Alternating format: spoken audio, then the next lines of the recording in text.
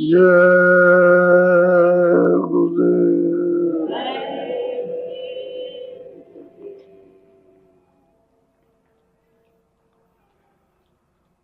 जय गुरुदेव नाम किसका, जय गुरुदेव नाम किसका। धाम अपने चलो भाई,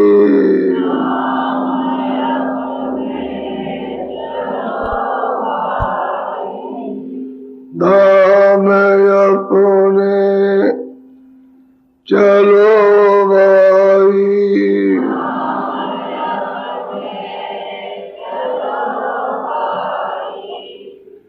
पराए देश नहीं रहना,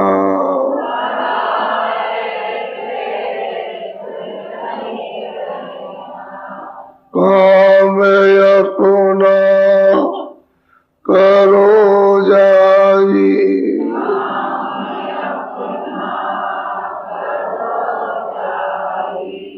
काम अपना करो जाई,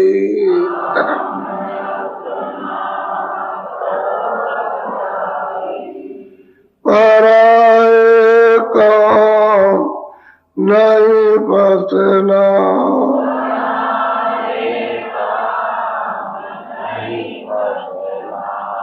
गुरु का नाम संभाले चल,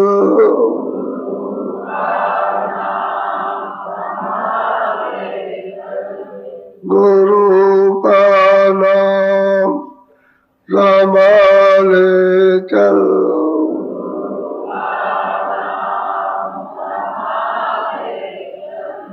यही है दाम गठबंधना,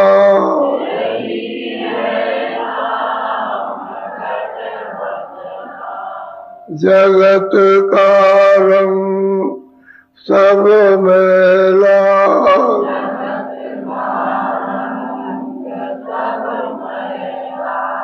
जगत का रंग सब मेला,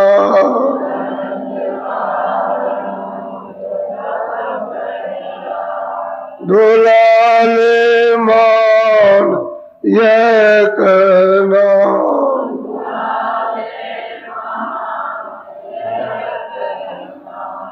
धाम अपना चलो भाई,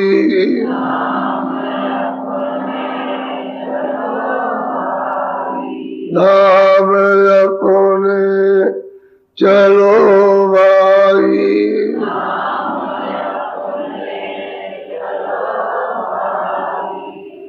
पराए देश नहीं रहना,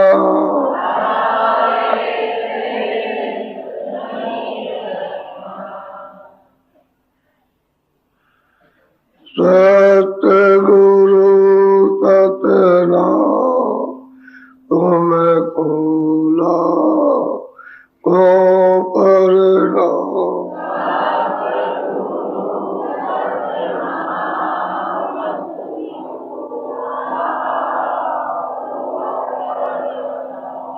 सतगुरु सतनाम तुम खोला को परना,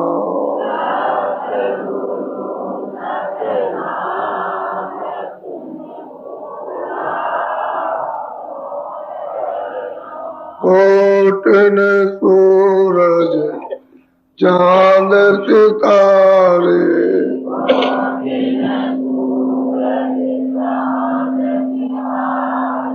कोटन सूरज चांद सितारे,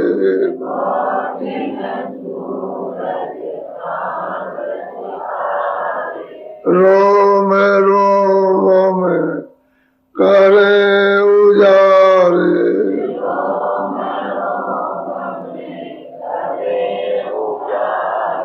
रोम रोम में करे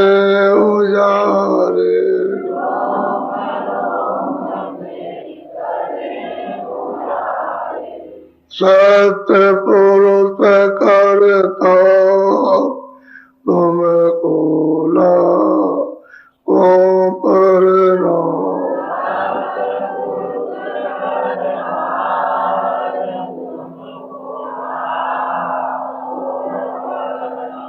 अरबों सूरज चांद सितारे,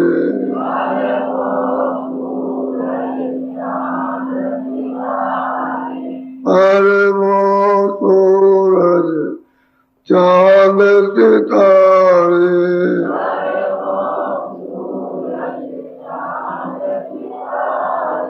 रोम रोम में करे उजारे,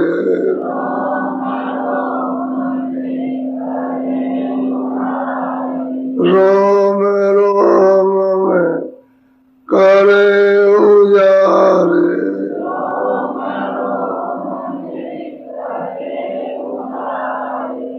अलग पुरुष करता तुमको लाखों प्रणाम।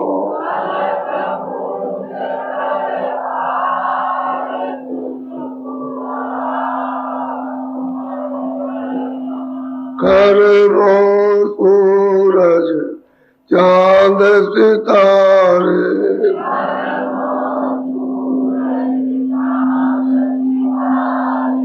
करबों सूरज चांद सितारे,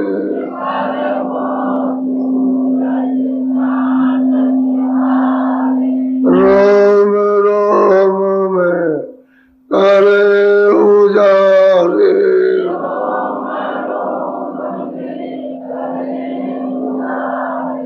रोम रोम में करे उजारे,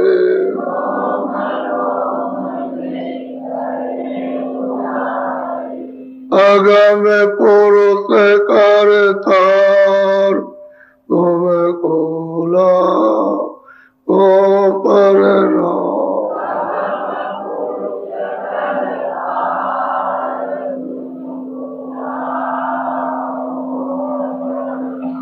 नील नील शशि मान उतारे,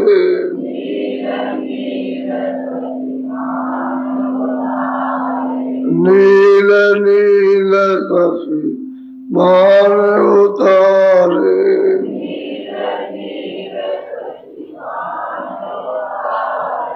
रोम रोम में करे उजारे,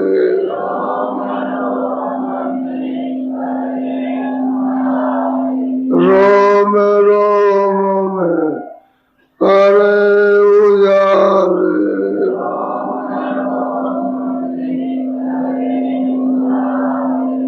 अनामी पुरुष करता तुमको लाखों प्रणाम।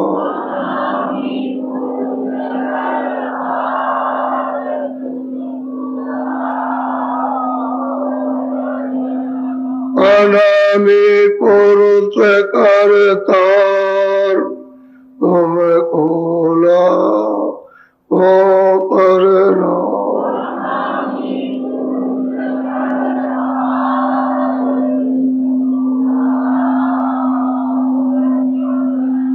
तुमको लाखों प्रणाम।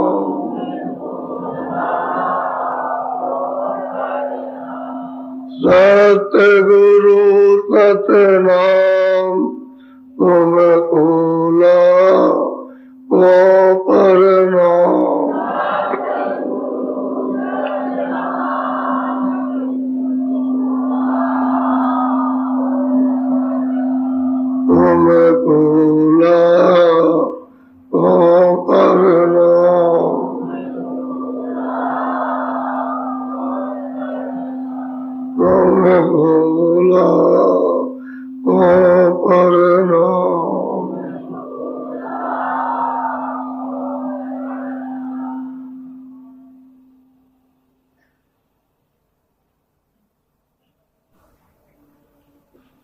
अपने सच्चे घर की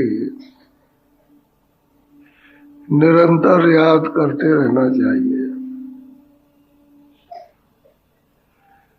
जब संसार के कामों में फंस जाओगे तो अपने घर की याद बिसर जाएगी।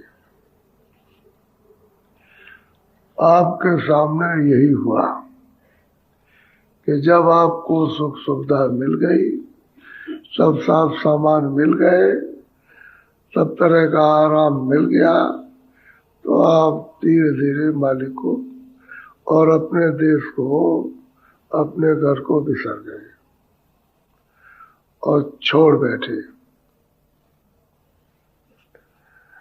उसको छोड़ा, जिसको पकड़ा वो भी छूट गया।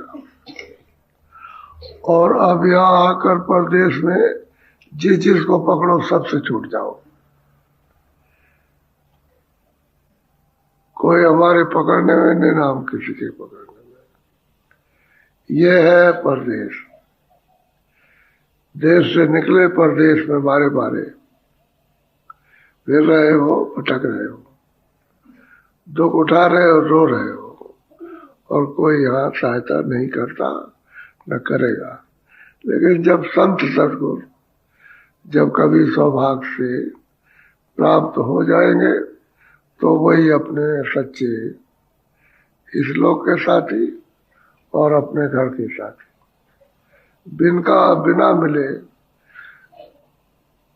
आप अपना साथी किसी को नहीं बना सकते हो, और जितने भी बने सब धोखा दे गए और सबके लिए रोना पड़ा। और महापुरुष मिल जाए तो वो सच्चा साथी है, जिससे मिलकर वे दोबारा भटकना न पड़े और वो हमको पकड़ ले, हमारा साथी हो जाए।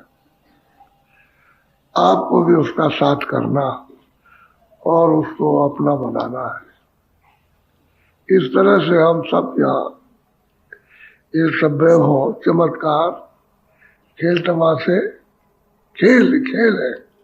खेल तो बिगड़ जाएगा, तो खेल है, उसको आपने खेल बसा रखा, फिर सब टूट जाएगा।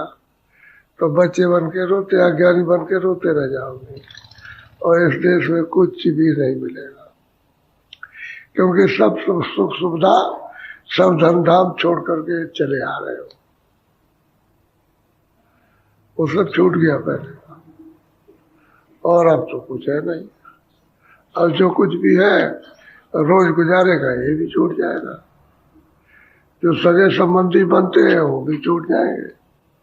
तो घर छूटा, कोई साथी नहीं मिला। पशु पंछी की योनि में उसमें गए तो वो छूट गए, वहां भी कोई अपना न रह सका, ना हम किसी के रहे। ऐसे हम उसको देख के रो रहे, वो हमको देख के रो रहा। कभी वो जा रहा है, कभी हम चले जा रहे। तो ये उसका खेल है, और खेल में आप फंस गए हो। जिसका खेल था उसे तो भूल गए,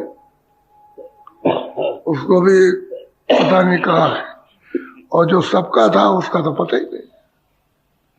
जो सबका मालिक है और था उसका तो पता भी नहीं, ये भी भूल गए। और फिर इसको भी भूल जाओगे जो दिखाई दे रहा।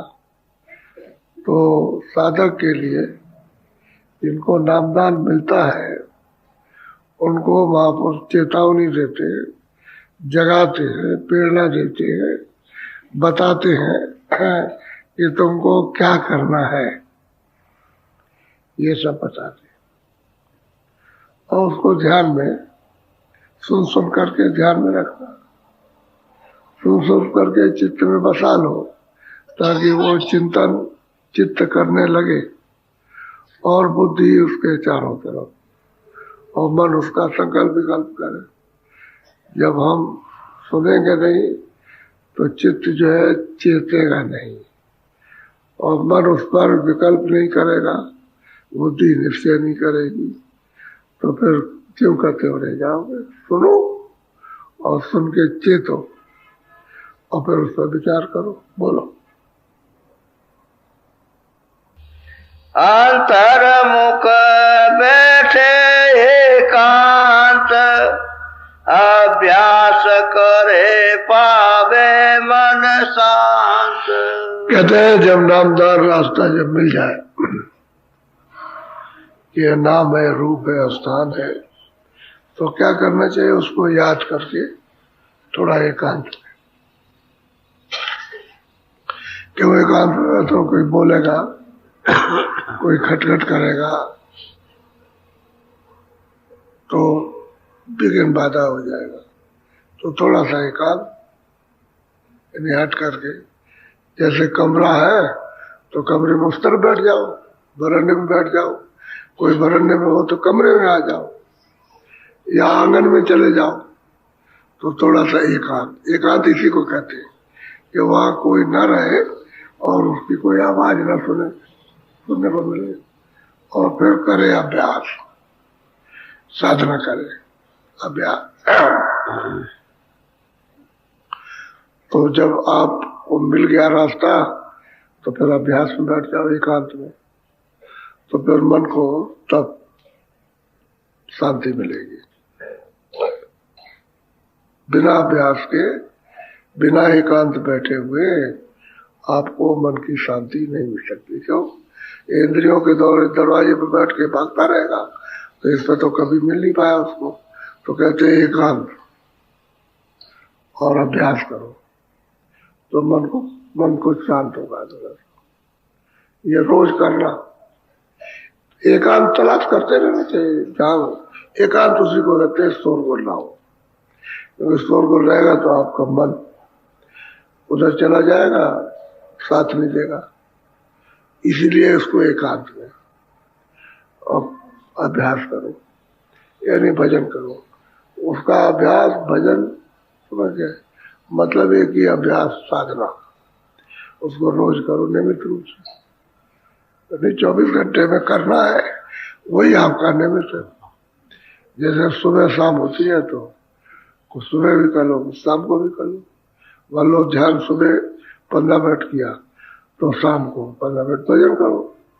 इस तरह से बढ़ाओ तो 2-2 मिनट भी अगर बढ़ाओगे, अभ्यास करोगे तो मतलब है 20 मिनट 20 दिन में तो जब 15 और 20 35 हो गए, ऐसे बढ़ जाएगा।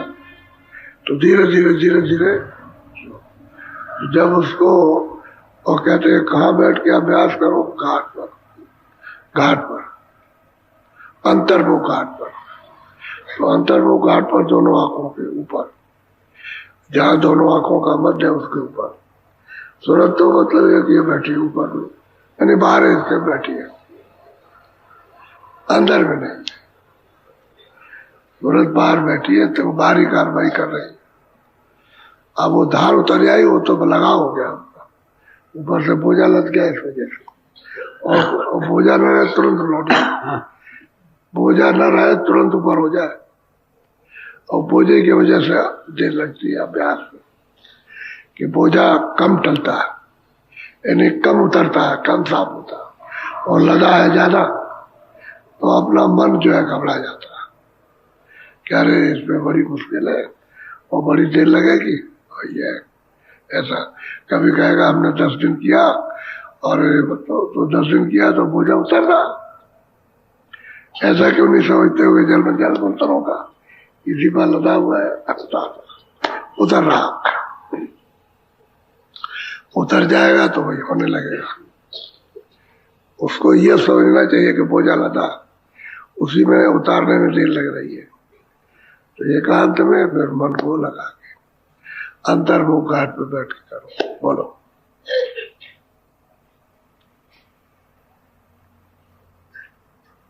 दो दल उलट गगन को धावे, मगन होई और नाद बजावे। दो दल, कमल आंखों के सामने ही है।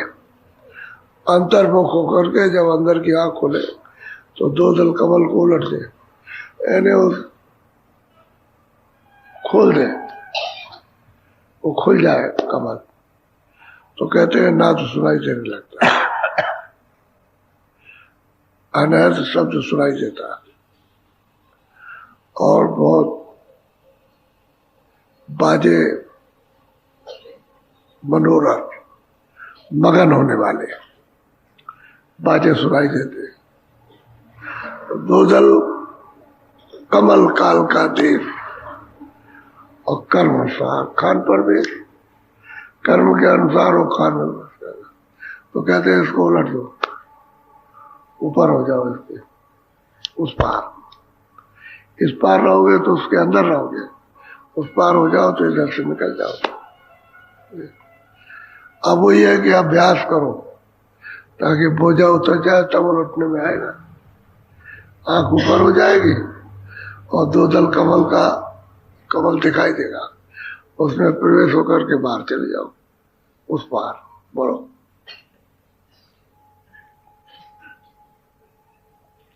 ज्योति देखी फिर भी देखे सूर, चंद्र निहारे पावे। भाई ज्योत को उसका दर्शन करो, ज्योत निहारो यानी देखो, सामने दिखाई देती है जो, और फिर उसके पार जाओ, उसके भी पार जाओ। तो कहते हैं सूरज और चांद खिले हुए, सूरज और चांद खिले हुए तो वो देखो।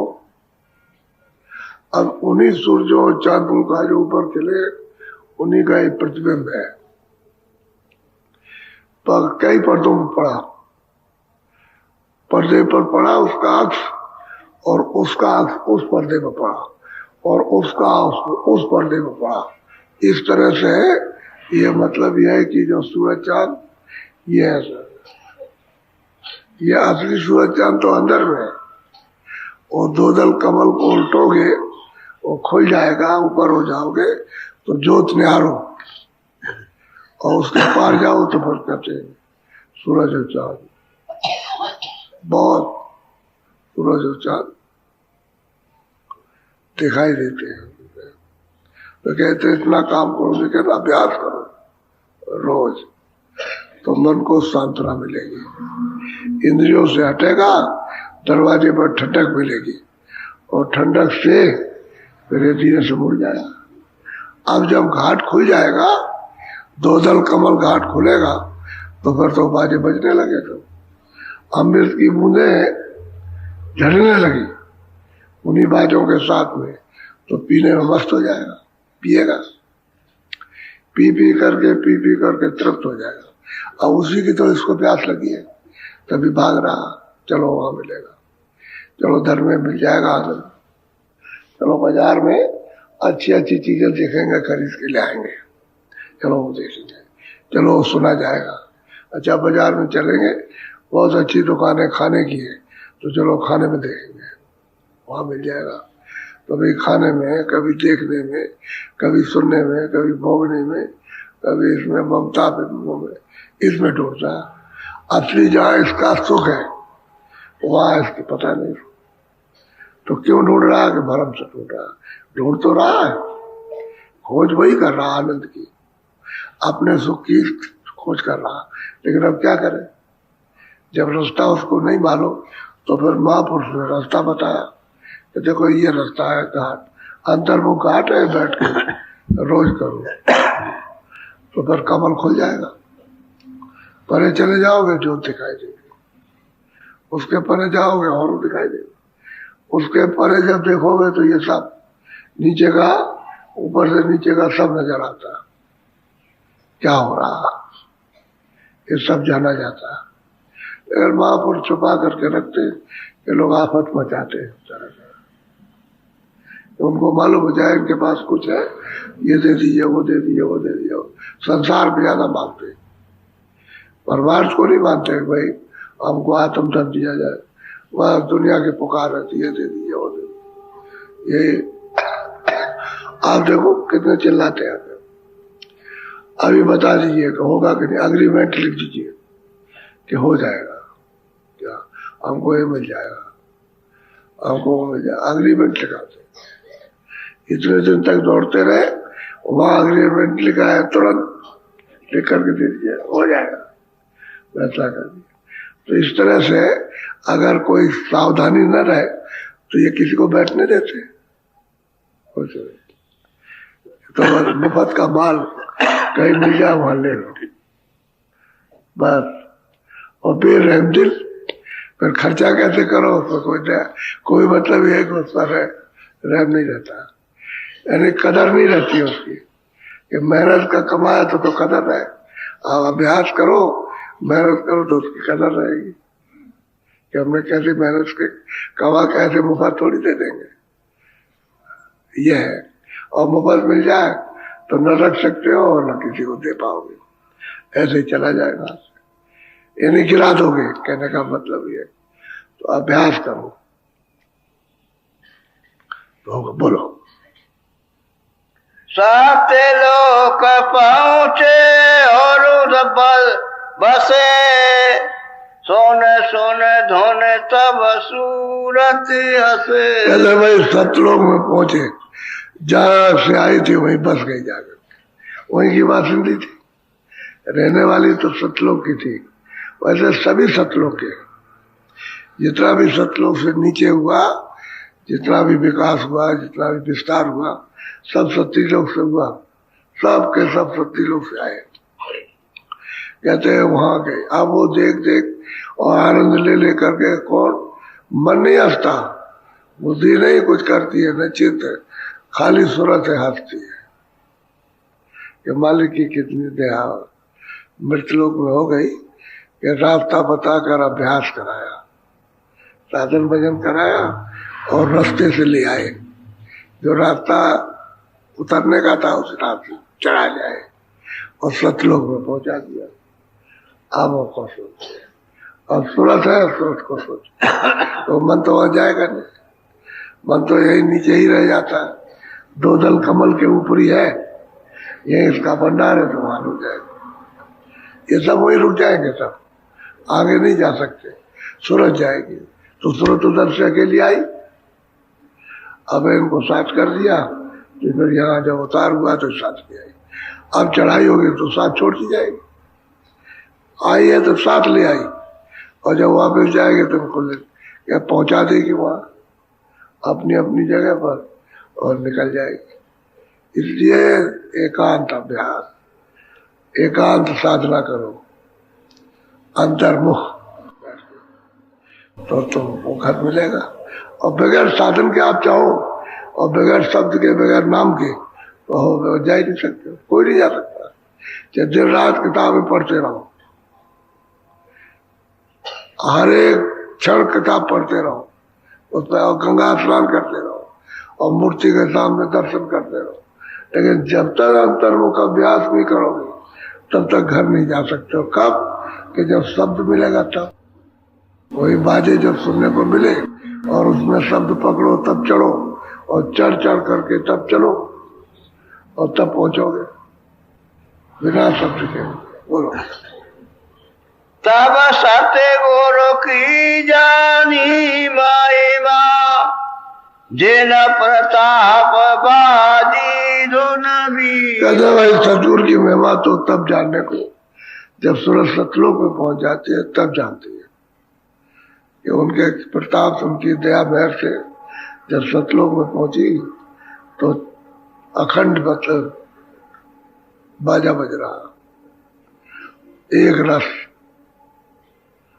तब मालूम होता है कि कैसे ले आए और हम कैसे उतर के गए थे, इतना पता चलता है।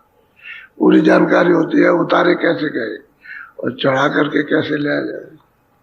अब ना उतरने का रास्ता मालूम, न जाने चढ़ने का, अब हमारे बारे फिरते रहोगे। इसलिए शब्द भेदी गुरु चाहिए, और जो शब्द को नहीं जानता उससे आप बंधन छुड़ा लो, पाप कट गया। बिना शब्द जाने हुए आंख नहीं खुलेगी, कान नहीं खुलेंगे और चढ़ाई नहीं होगी। जब पार नहीं जाएगा तो आपको पार नहीं करेगा। मोटी सी बात, सीधी साधी। बोलो। हाँ। अलख यग में और मिलाख अनामी, अब कहूँ धन धन सत्य गुरु स्व। अब वो ये प्रसन्नता और धन धन धन किसको कह रही कि मृत लोक में सतगुरु मिल गए, उनको धन धन है कि अगर नहीं मिलते तो हमको अलग में अगम में अनामी पद में कौन पहुंचाता है।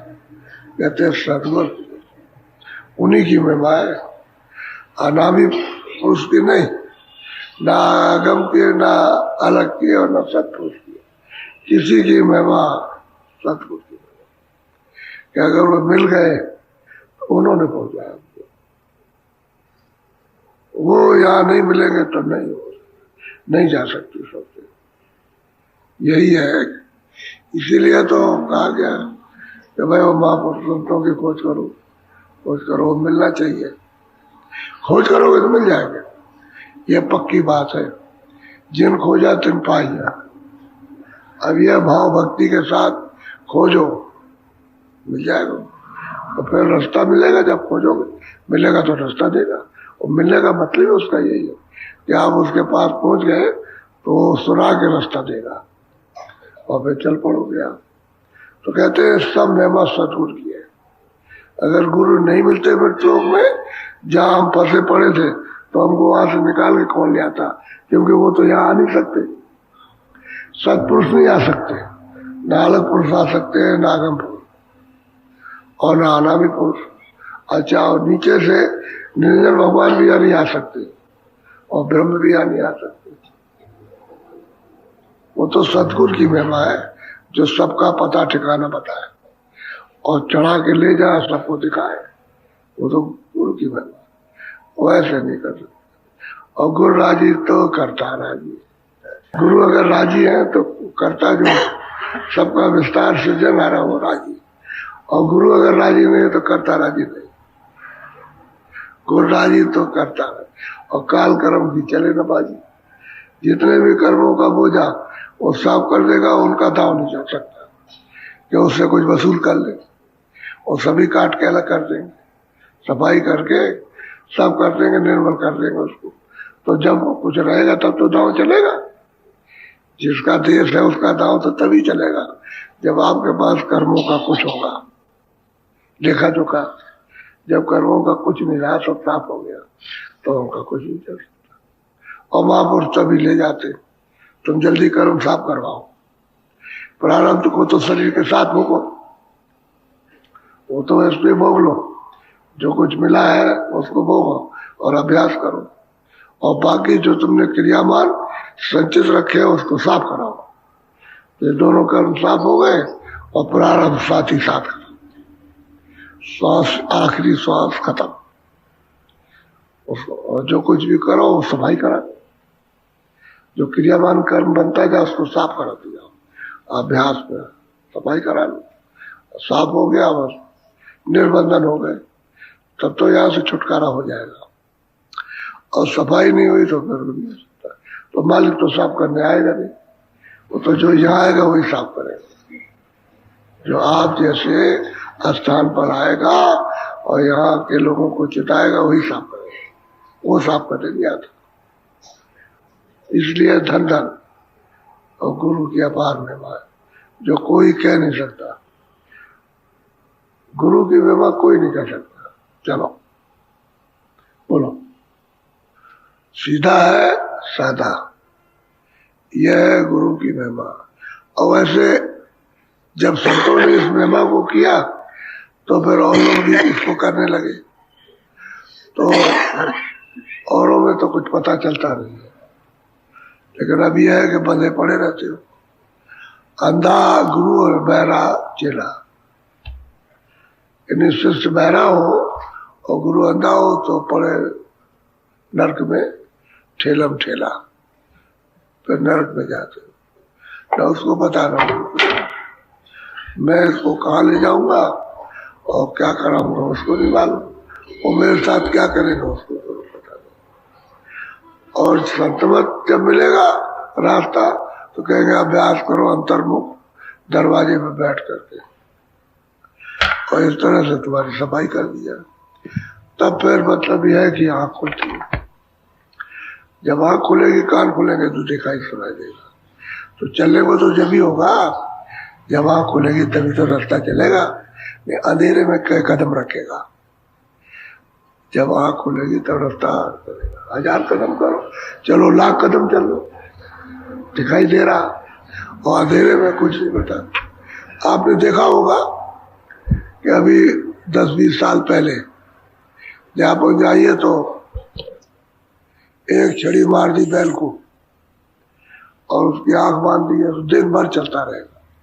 लड़का उधर से आया, कभी घंटे 2 घंटे के बाद तो छड़ी पर मार दी, तो वो तो ये समझता है बैल कि हमारे पीछे पीछे चल रहा, और चलता रहता आंख बंद करके, अंधेरे में चलता रहता। वो दिन भर चला, शाम को अहंकार आया कि वो मैं तो 12 कोस चला। अब अहंकार होता है 12 कोस। जानवरों में अहंकार नहीं है, बहुत अहंकार होता है जानवरों, जैसे आदमी में ऐसे उसमें भी। अब लेकिन उससे पूछो कि भाई तुम कितना चले, तो रहे तो तुम कमरे में उसी में 12 कोस चल गए, लेकिन वही चक्कर मारते रहे, घूमते रहे, बाहर तो गए। ऐसे ही आपके क्रियाक्रम है कि बस वही घूमते रहते, वही चक्कर मार, ये करो तो फिर ये करो तो ये करो, तो ऐसे घूमते रहते। कहीं जाना, घर से बाहर जाना, घर से बाहर निकलो, घर से बाहर तो जब निकलोगे जब अंतर्मुख घाट मालूम हो तो बाहर निकलो। और संत क्या करते हैं, घाट बता के सूरत को बाहर करते हैं कि बाहर चल, इधर कुछ नहीं आता, तो अपनी आंख उलट के ऊपर तो बाहर ले जाते, तो उधर अपनी चेतन दुनिया, चेतन संसार है, चेतन लोक है, ये जड़ है। यहाँ अंधेरा, वहां प्रकाश, इतना अंतर है। यहाँ तो सब अंधेरा और वहां सब प्रकाश। अब प्रकाश में देखते चलो, चलते चलो, तो वही है कि जो लोग करते हैं। हमने तो बहुत पूजा की, हमने बहुत गंगा स्नान की, अब रोज स्नान करने जाते, उनको अहंकार स्नान करते, और कितना क्या किया, कुछ मिला कुछ नहीं, मरने के बाद मिल जाएगा, मरने के बाद फिर सोचते गंगा स्नान का फल मरने के बाद, जिंदा में नहीं। तो ये अब महापुरुष कहते हैं भाई अंतर्मुख घाट पर आकर के अभ्यास करो तो जल्दी से दरवाजा खुले और गगन में धुने सुनाई देने लगे, और वही शब्दों का आधार है। जब गगन में धुने सुनाई दे तो उसी को आपको पकड़ना है।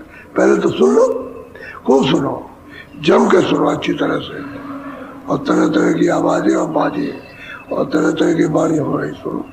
फिर जो बताया उसको पकड़ लो, जो नामदान के वक्त बताया जाता है इसको पकड़ो, उसको पकड़ लीजिए आप, उसी में से छाटोगे तो छट जाएगा। उस बिलोनी के बीच में सब आवाज आ रही है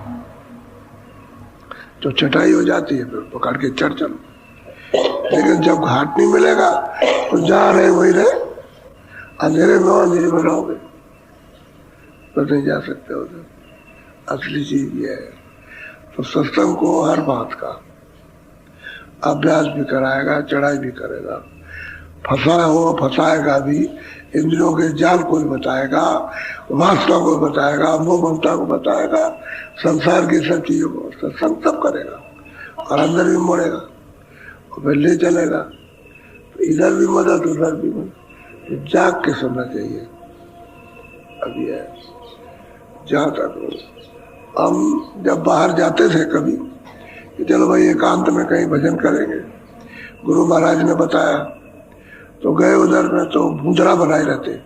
हमने साधु से पूछा, हमने भाई कहले अंदर चले जाते हैं राम राम राम राम राम। तो हमने कहा भाई कोई गुफा खाली है? कहले हाँ वो गुफा खाली, उसमें कोई नहीं। तो चाबी बंद कर जाते हैं दरवाजा, चाबी हमारे पास है। तो हमने हमको दे दो जरा सा, अंदर बैठेंगे जाकर, हम भी राम राम करेंगे। तो खुश हो गया। अगर और कोई बता दे कि हम ये करेंगे तो नहीं देगा चाबी, राम राम करेंगे तो चाबी देंगे। अंदर गए तो बैठे थे, हमने तो ऐसा कभी देखा नहीं था। ऐसे टांग किए, ऐसे इस पे हाथ रखे बैठे। तो ऊपर से आवाज आई कि पैर हिलाना नहीं, हिलाना नहीं, आपको पैर आई ऊपर से। और पैर जब हिलाना तो पहले आंख खोल के देखना कि सामने कौन। इतना सा बड़ा बिच्छू ऐसा था, सामने बैठा वैसा। और क्या पूछा है, उंगली से ज्यादा मोटा डंक। हमने ऐसा अपने जीवन में इतना बड़ा बिच्छू कभी नहीं देखा, ऐसा मोटा बिच्छू और होता डंक उसका, जैसे मार दे तो उसी वक्त खत्म। तो हमको आवाज आई तो हम देखा, हमने कहा हमको तो डर लगा। तो जब ऐसे पैर हिलाया ऐसे, वही ऐसे तो एकदम से भगा।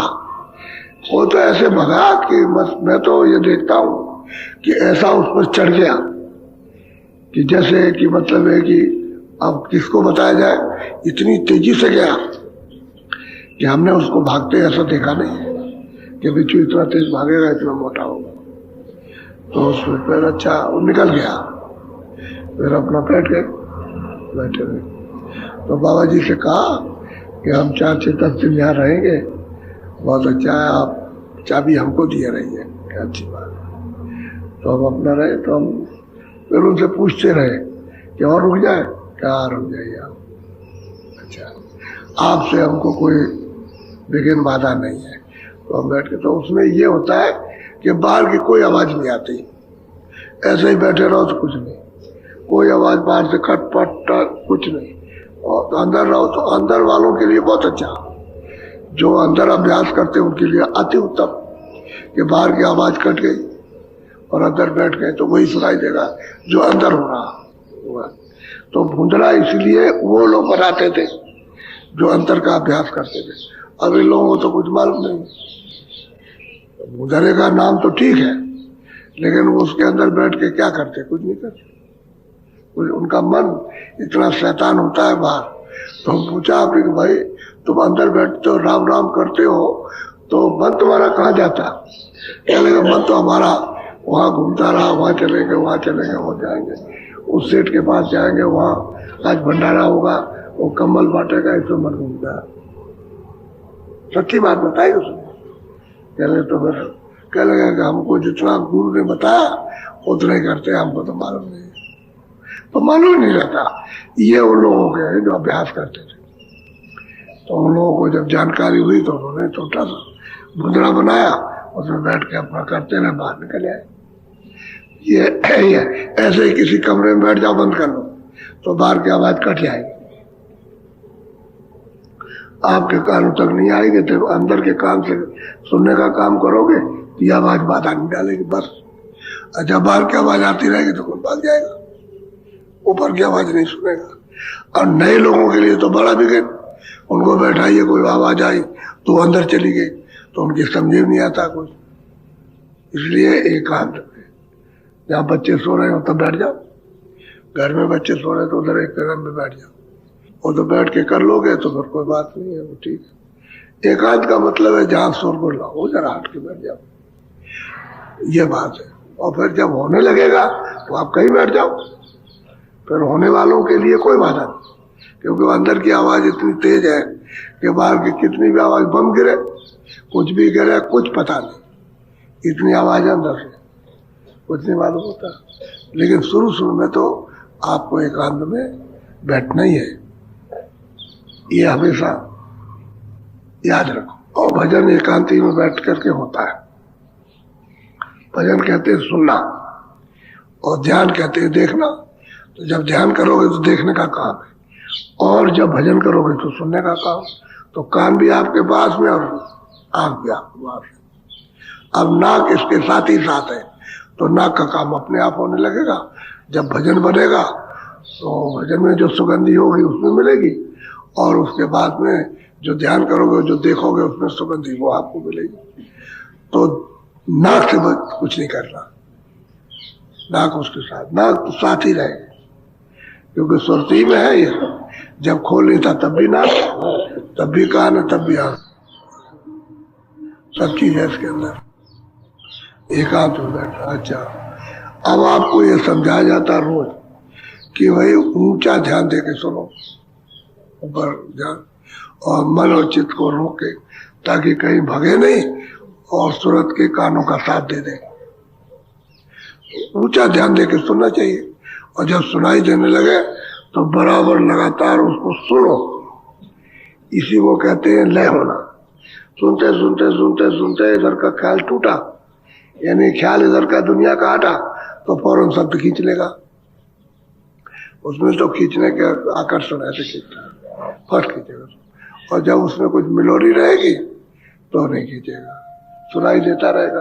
तो बहुत से लोग तो सुनते रहते हैं, इधर से ध्यान नहीं हटाते, सुनते रहेंगे और उसमें जोड़ते नहीं है कि लगातार सुनते रहे तो ले हो जाए, और ले हो जाए तो सच से खींच ले। इधर का ध्यान टूटा उधर खींचे, बस मोटा काम ये। और ध्यान रहेगा तो नहीं होगा।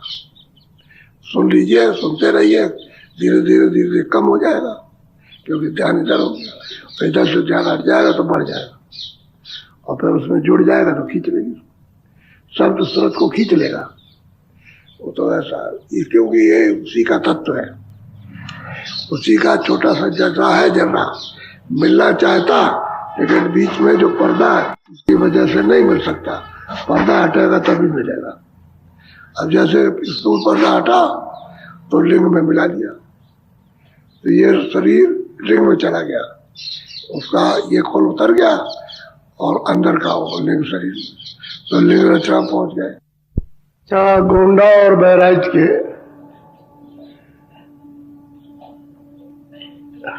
और बस्ती के ये कल नहीं जाएंगे।